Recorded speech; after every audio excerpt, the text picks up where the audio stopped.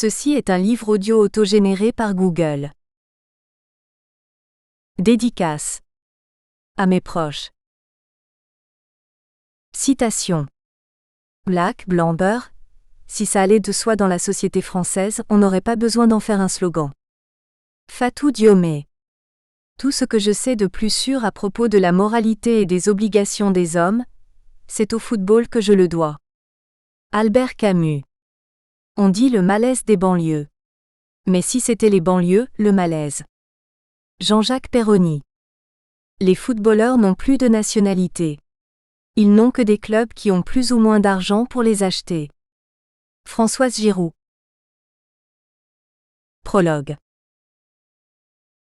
La mutinerie de Knysna, un événement inédit dans l'histoire du mondial. Seules les victoires comptent.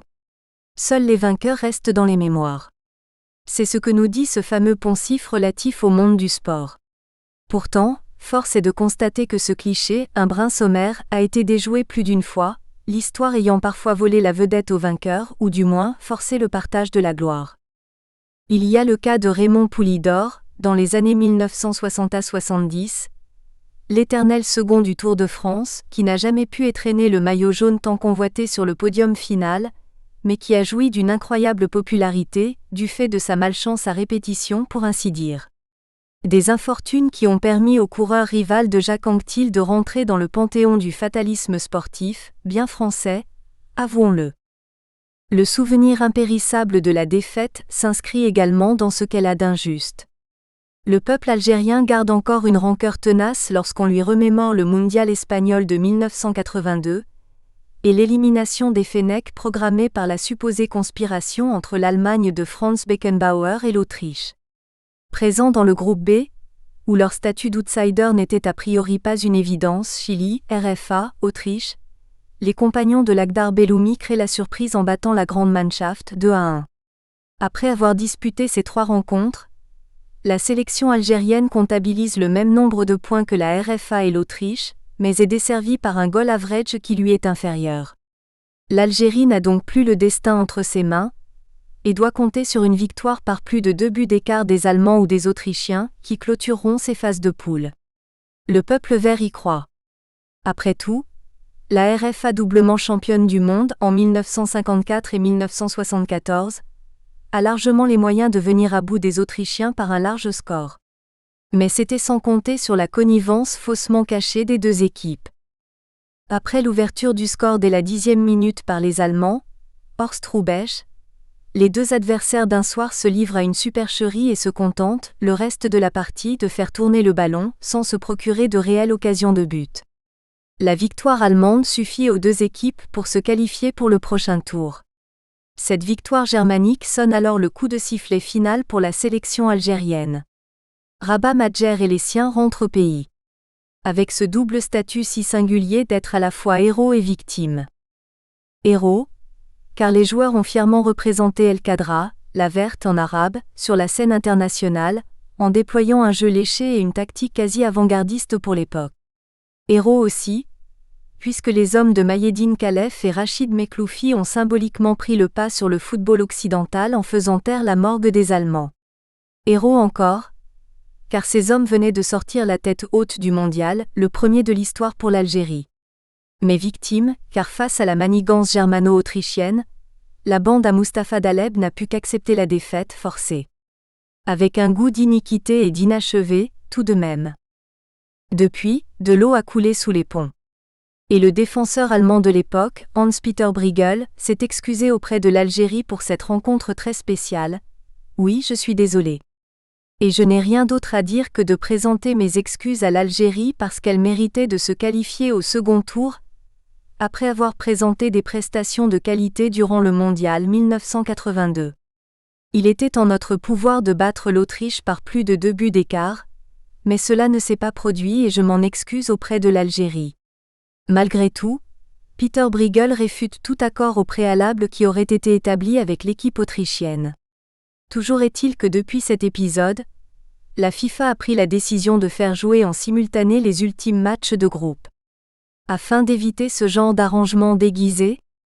Aussi, l'histoire n'a jusqu'à ce jour plus donné l'occasion aux 2 nations de se rencontrer. Le cas échéant, sans doute qu'une pointe d'amertume ressurgirait côté algérien. Confucius disait « Une injustice n'est rien si on parvient à l'oublier ». Pas sûr que la formule du philosophe chinois ait trouvé écho auprès des Algériens. Le mondial 2010, lui, a été celui des premières fois. Et comme toute expérience nouvelle, celle-ci a tendance à se figer dans la mémoire, entrant ainsi dans le rang des souvenirs immuables, telle une photographie imprimée sur papier glacé. Pour la première fois de son histoire, l'Espagne devenait donc championne du monde en Afrique du Sud et soulevait le trophée tant désiré le soir du 11 juillet, après avoir battu les Pays-Bas durant les prolongations. Un rêve enfin devenu réalité pour l'armada ibérique. Quelques jours avant le triomphe de l'Aurora, l'équipe de France avait elle aussi à sa manière marqué de son empreinte son passage en terre africaine. Les tricolores semblant faire de l'expression de Léon Zitrone, qu'on parle de moi en bien ou en mal, peu importe. L'essentiel c'est qu'on parle de moi, leur ritournelle. Ainsi, en décidant de faire grève d'un entraînement le dimanche 20 juin 2010, les Bleus ont laissé une trace indélébile sur la page retraçant l'histoire de la 19e édition de la Coupe du Monde. Pire encore, confinés dans leur bulle et ne prenant sans doute pas conscience du chaos médiatique que leur mutinerie allait engendrer, les tricolores se sont tiré une balle dans le pied en refusant de se préparer correctement à 2 jours d'affronter les Bafana Bafana, un match décisif pour la France qui pouvait croire encore en l'espoir d'une qualification pour les 8e de finale. Certes, la Coupe du Monde n'a pas toujours été un long fleuve tranquille, la compétition ayant déjà connu quelques épisodes houleux par le passé, comme en témoigne l'exemple du Zaïre en 1974. Sèchement éliminés dès le premier tour, les Léopards préparent leur deuxième rencontre contre la redoutable équipe yougoslave dans une tension extrême, puisque les primes financières promises aux membres de la sélection n'ont pas été versées. Le portier zaïrois, Mwamba Kazadi, menace alors sa fédération de faire la grève des arrêts avant d'être suivi par le reste de l'équipe. Mais face à la crainte du général Mobutu, les joueurs font machine arrière et abandonnent finalement l'idée d'entamer une grève. Pour le Zaïre, cette unique participation au mondial en RFA restera à coup sûr dans les annales de la compétition. Et dans la tête des joueurs presque frondeurs. La même affaire se répète des années plus tard. Vis repetita donc, à quelques détails près. La Coupe du Monde se déroule dans une Allemagne, cette fois réunifiée depuis la chute du mur. Mais la sélection qui est en plein tumulte avec sa fédération reste une équipe africaine, le Togo. Là encore, les éperviers menacent de faire grève et de ne pas disputer leur premier match face à la Suisse, si la fédération togolaise ne verse pas les primes convenues aux joueurs. Et là encore, ces derniers reviennent sur leur position. L'équipe de France, elle, n'a pas fait marche arrière. Et a emprunté tout droit la voie de la rébellion. Les joueurs ont donc observé une grève d'un entraînement, restant perchés dans le bus au message si antinomique, tous ensemble vers un nouveau rêve bleu. En soutien à l'exclusion de Nicolas Anelka du groupe après son altercation avec le sélectionneur Raymond Domenech. Pour la première fois depuis la création des plus prestigieux des tournois internationaux de football, une sélection refuse de s'entraîner et vole en éclats. Un crash qui aura de lourdes retombées sur la scène internationale. Du jamais vu. Exception culturelle à la française, c'est bien ça ? Plus que tout autre échec sportif, cet épisode a largement dépassé le cadre formel du sport pour s'inscrire dans des enjeux de débat public, incitant même le gouvernement de l'époque à intervenir.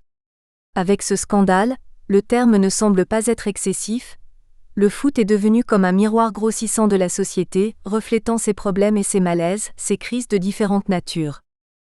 En refusant de chausser les crampons, puis en accumulant les contre-performances sportives et des actes de communication notamment non maîtrisés, certains joueurs de l'équipe de France ont plus ou moins écorné leur image et celle du maillot bleu, laissant dans leur sillage la contemplation du visage ébréché du foot français qui encore aujourd'hui lutte pour retrouver de sa fraîcheur. Comme le formulait Aimé Jacquet, le football est le reflet de notre société. Regardez bien l'expression d'un joueur sur le terrain, c'est sa photographie dans la vie. Ainsi, que reste-t-il des vestiges de Knysna ? Près de 4 ans après l'avènement de ce psychodrame à la française, l'équipe de France et les acteurs du football hexagonal ont vite voulu tourner cette page peu glorieuse. Bref, passer à autre chose. Sauf qu'un dossier de cette ampleur ne se referme pas en un claquement de doigts. et laisse forcément des séquelles, d'autant plus que les dérives récentes du dernier Euro ont ravivé le souvenir acrimonieux des dérapages tricolores en Afrique du Sud. Depuis, il semblerait que les joueurs de banlieue au comportement parfois en inadéquation avec ce que veut la société ont perdu de leur cote sur les pelouses françaises. Un désamour d'une équipe de France qui a les plus grandes peines à retrouver de sa flamboyance d'antan, conjugué à un rejet des valeurs superficielles que véhicule le foot. Les conséquences de l'échec de Knysna se font bel et bien ressentir. Ajoutez à cela la dénonciation de l'attitude de certains footballeurs, originaires des quartiers, jugés aux confins de l'ineptie.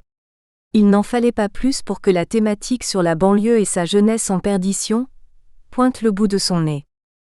Dès lors, la France est tombée dans un véritable capharnaüm. Tout ou presque a été sujet à polémique. Les footballeurs trop friqués, le manque d'amour de la nation, le foot business, la ghettoisation du ballon rond, la réclamation des primes, le fait de chanter ou pas la Marseillaise. À l'issue du mondial sud-africain, Marine Le Pen avait déclaré ne pas se reconnaître dans cette équipe de France, dénonçant le manque de patriotisme chez quelques joueurs. La plupart de ces gens considèrent qu'un coup ils sont représentants de la France quand ils sont à la Coupe du Monde, un autre coup ils se considèrent comme appartenant à une autre nation ou ayant une autre nationalité de cœur. Si un certain nombre ne refusaient pas de chanter la Marseillaise, si on ne les voyait pas enroulés dans le drapeau d'autres nations que la nôtre, peut-être les choses changeraient. Un sujet qui reste toujours d'actualité puisqu'en mars 2013, l'attaquant tricolore Karim Benzema, invité de l'émission Louis Attaque sur RMC, a annoncé qu'on ne le forcerait pas à chanter la Marseillaise. De quoi faire jaser les détracteurs du Madrilène, critiqué pour son manque d'efficacité en équipe de France. À commencer par le FN, qui n'a pas hésité à fustiger le jeune homme dans un communiqué. Ce mercenaire du football, payé 1 484 € de l'heure, affiche un mépris inconcevable et inacceptable pour le maillot national qu'il a la chance de porter, déplore le parti d'extrême droite. Karim Benzema ne voit pas de problème à ne pas chanter la Marseillaise. Les Français ne verraient pas de problème à ce qu'il ne joue plus pour l'équipe de France.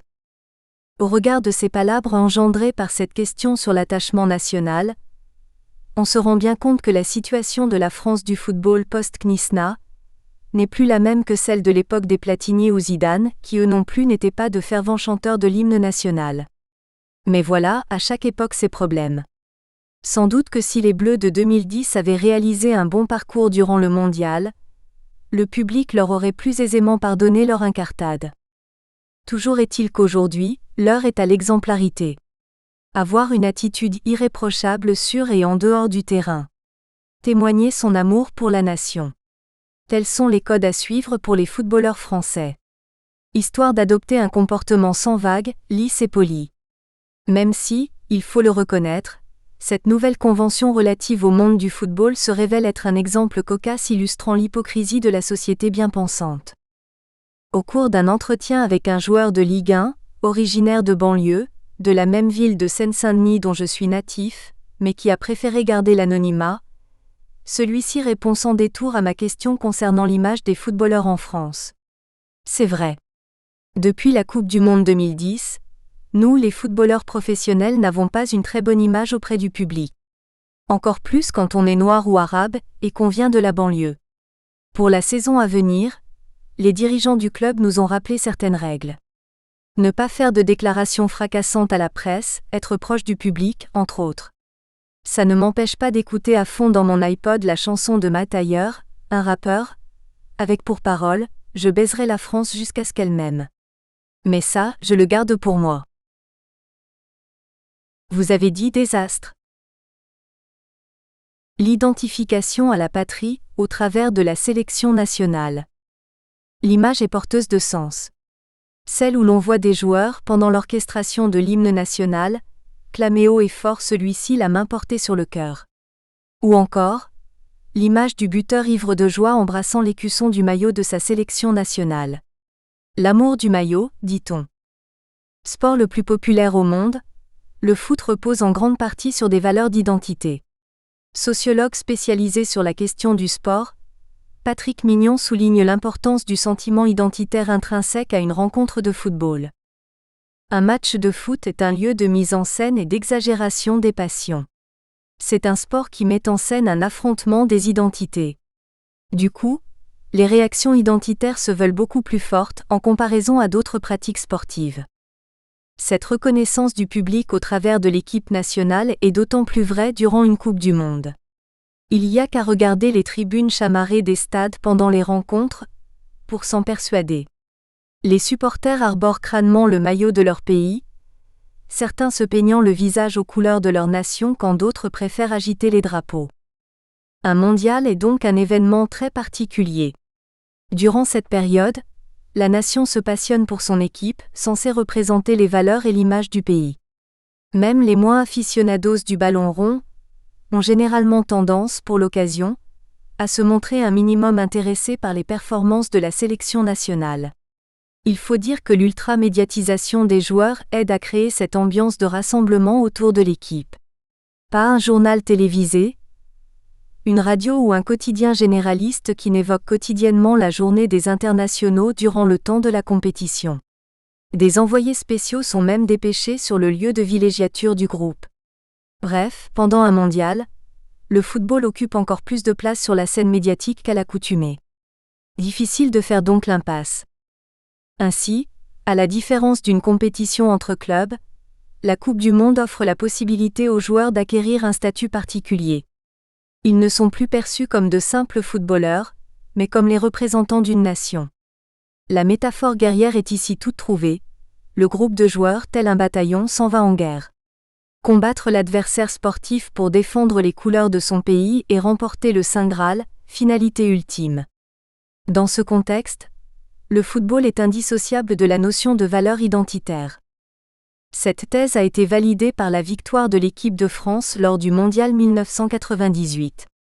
Le 12 juillet, les tricolores abattent l'indétrônable sélection brésilienne 3-0 dans un stade de France spécialement conçu pour l'occasion. Moment exceptionnel. La France n'a plus les pieds sur terre. Elle virevolte à en perdre la raison, plongeant dans une liesse totale et tombant dans une béatitude extrême. En même temps que le capitaine Didier Deschamps brandissait le trophée en or, les problèmes de société s'envolaient pour quelque temps. 1998 a notamment été marqué par le mouvement des chômeurs qui réclamait un réajustement des minima sociaux. Le temps d'un songe, la France entière a donc vécu une parenthèse enchantée, se montrant solidaire et unie sous l'effet de la victoire suprême. Fini le racisme, plus d'exclusion, plus de problèmes liés à l'intégration. Le trait était volontairement grossi, mais l'idée est là. Un triomphe qui a largement dépassé le cadre du sport, puisque selon Ludovic Lestrin, enseignant à l'université de Caen, il a été symbolisé comme la victoire d'un État-nation, d'un modèle d'intégration, pas seulement d'une équipe.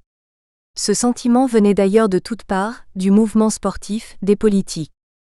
Face à l'engouement des Français qui, au fil de la compétition, se sont épris pour cette équipe de France, les politiques ont vu d'un bon œil la possible instrumentalisation du succès sportif. Porté par un Zidane érigé en statut de héros national, le mythe de la génération Black Blamber venait de naître. Le numéro 10 des Bleus représentait à lui seul cette transformation du sportif en figure de la nation, inscrit dans l'inconscient collectif. Le soir de la victoire, le défilé du peuple sur l'avenue des Champs-Élysées laissait présager la future Zizou-mania. Paré de mille feux, l'arc de triomphe dévoilait le fameux message « Zidane président ». La douce folie du succès venait d'atteindre son paroxysme. La génération 98 représentait alors la réussite de la France métissée, celle de toutes les couleurs. Son succès en Coupe du Monde montre également que dans ce cas, le football ne se limite pas à la rencontre sportive, mais ouvre la voie à l'expression de sentiments d'appartenance nationale. Le soir du 12 juillet 1998, qui n'était pas fier d'être français? Autre match. Autre exploit historique. Autre effervescence de la victoire. Celle de l'Argentine de Diego Maradona face à l'Angleterre, en quart de finale du Mondial 1986 au Mexique. Cette rencontre restera marquée par la célèbre main de Dieu d'El Pibe de Oro, entrée depuis dans la postérité. Ce 22 juin 1986, au Stade Azteca de Mexico, l'affrontement entre les deux nations de football est bien plus qu'une histoire de ballon rond. Pour les albicélestes, ce match devient le symbole d'une revanche à prendre sur les ennemis britanniques, le souvenir de la guerre des Malvinas restant encore marqué au fer rouge dans l'esprit des Argentins. Dans sa biographie, Yo soy el Diego, Maradona revient sur cet événement, sûrement le plus mémorable de sa carrière. C'était comme si nous avions battu un pays, et pas seulement une équipe de football. Bien qu'on ait dit avant ce match que le football n'avait rien à voir avec la guerre des Malouines, nous savions qu'ils avaient abattu beaucoup de jeunes Argentins comme des petits oiseaux. Ce match était donc une vengeance. Car l'affrontement entre les deux États pour cet archipel situé à moins de 1000 km des côtes argentines a instauré un climat de vive tension, et une rancune aujourd'hui encore tenace chez une bonne partie des Argentins. N'allez surtout pas dire à un de ces vieros, comme on aime à les surnommer, qu'un Argentin est un Italien qui parle espagnol et qui vit comme un Anglais. Après des semaines de combat, et après être passé un temps aux mains des Sud-Américains, la Malvinas deviennent la propriété des Anglais, le pays originaire du Che s'avouant vaincu le 14 juin 1982. 4 ans plus tard, la rencontre entre l'Argentine et l'Angleterre s'inscrirait forcément dans une atmosphère pesante, la chaleur du soleil mexicain n'aidant pas à apaiser l'âpreté de la survivance de la guerre des Malouines. Une réminiscence d'un passé douloureux qui inévitablement a eu une emprise psychologique sur les joueurs. Oscar Ruggeri, alors défenseur de la sélection albicéleste, témoigne. Les Malouines, c'était une agression faite au pays. Tout le monde en Argentine, je pense, voulait qu'on leur rende la monnaie de leurs pièces sur le terrain. Les médias n'arrêtaient pas d'en parler. L'importance du poids médiatique dans le monde du football professionnel. La dernière phrase de Ruggeri n'est pas anodine. Elle note la médiatisation du football et les méthodes qu'elle adopte pour faire monter la sauce autour d'une rencontre. En France, le foot connaît une première intensification médiatique dans les années 1970 à 80, époque de la fameuse épopée des Verts de l'AS Saint-Étienne. Nul doute que la montée en puissance de l'AS a été un facteur déterminant dans l'intérêt croissant des médias pour le football. Mais cette médiatisation d'antan des footballeurs et de leur sport paraît aujourd'hui bien dérisoire au vu de ce que l'on vit actuellement. À l'époque, les joueurs se confiaient aisément aux journalistes sportifs pas très nombreux. Dans l'ouvrage de Stéphane Beau, Traître à la Nation, l'ex-capitaine emblématique des Verts, Jean-Michel Larquet, évoque les échanges chaleureux qui existaient entre footballeurs et journalistes, cette proximité étant due à un paysage médiatique assez restreint. Là, c'était l'équipe la plus suivie par les médias, régionaux bien sûr, mais aussi nationaux. La tribune de presse se réduisait à une dizaine de journalistes pour les matchs de championnat. Les joueurs suivaient le match de levée de rideau depuis la tribune de presse. C'était l'occasion pour les journalistes de discuter avec nous. On papotait de tout et de rien. Ce serait impensable aujourd'hui. Une époque d'un autre temps. Révolue. Car le monde du football professionnel a, en même temps que le paysage médiatique, évolué, et se montre aujourd'hui très opaque sur la communication envers les médias. Preuve en est avec cette mode des joueurs qui, pour échanger entre eux sur le terrain ou à ses abords, se cachent la bouche par peur que l'on puisse lire sur leurs lèvres et voir leurs propos retransmis sur les ondes. Face à l'omnipotence du ballon rond sur nos écrans, les acteurs du football professionnel se sont vus incombés d'une nouvelle tâche, communiquer avec l'entreprise médiatique. Un exercice qui s'avère particulièrement périlleux pour certains footballeurs, très vite mal à l'aise quand la caméra est braquée sur eux. Les mots sont hésitants, les réponses données aux questions, entrecoupées de quelques « voilà », qui viennent finalement combler un vide. Et pour peu que le joueur interviewé vienne d'un quartier, l'accent sans tomber dans le pastiche est parfois banlieusard. Je parle ici du même accent imité par les humoristes avec leur fameux portrait du jeune zonard et de son « wesh madame ». Une gêne à peine dissimulée par le joueur, sans doute due à une défaillance scolaire et un manque d'entraînement dans cette pratique de la prise de parole en public. Mais qui n'est pas l'apanage des banlieusards, tempère Reda Didi, fondateur de Graines de France, un cercle de réflexion sur les quartiers populaires. Le fait de ne pas savoir s'exprimer n'est pas lié aux jeunes issus des banlieues. C'est surtout attribuable au fait qu'on est issu d'un milieu social pas très élevé. Surtout que le joueur professionnel nouvelle génération, provenant de ce milieu social modeste, voire pauvre, ne conçoit pas spécialement l'idée d'élargir son horizon culturel, se limitant à des activités d'un genre précis. Au menu, Viré shopping, le joueur pro soigne son apparence et est une véritable fashion victime, écoute de musique, culture rap et hip-hop, jeux vidéo, sorties entre amis, en boîte sans madame qui garde les enfants.